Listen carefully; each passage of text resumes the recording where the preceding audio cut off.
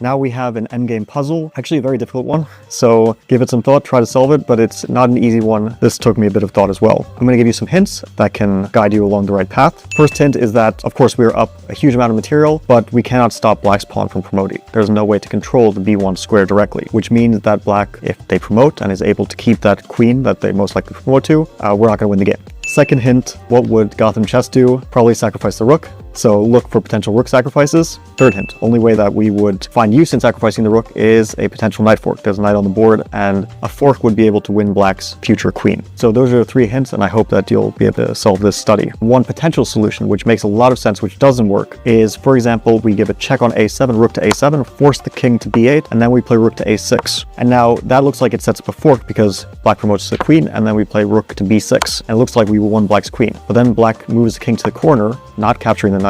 And after we take black's queen, which is the only logical move, that's actually stalemate. And that doesn't work. So we have to set up a different fork. First, we give a check on b6, knight to b6. Black's king is forced to b8. So forcing moves are always a good place to start. And now we need to position the rook in the right place for the fork. So the fork we're actually looking for is a knight fork on c5. It's a bit hidden, but we have to set that up. So we first play rook to c3. No other square works. Black promotes to a queen. Otherwise, they're just going to be down material. We give a knight to d7 check. And now wherever black's king is going, we're going to force it to the b7 square. Let's say it goes to a8 or a7. In both cases, we play rook to a3, giving a check. The king is forced to go to b7, only square, and now rook to b3. If it had gone to b7 immediately, we would have even skipped that step of having to force it there. Then after rook to b3, black no longer has a stalemate trick. So black has to capture that rook. Otherwise, we just take the queen and there is no stalemate in sight for black. And now knight to c5. That was the fork that we were setting up. King and queen are forked. We take the queen next, and then we still have a passed pawn, which we're going to promote to our queen ourselves, and we win the game.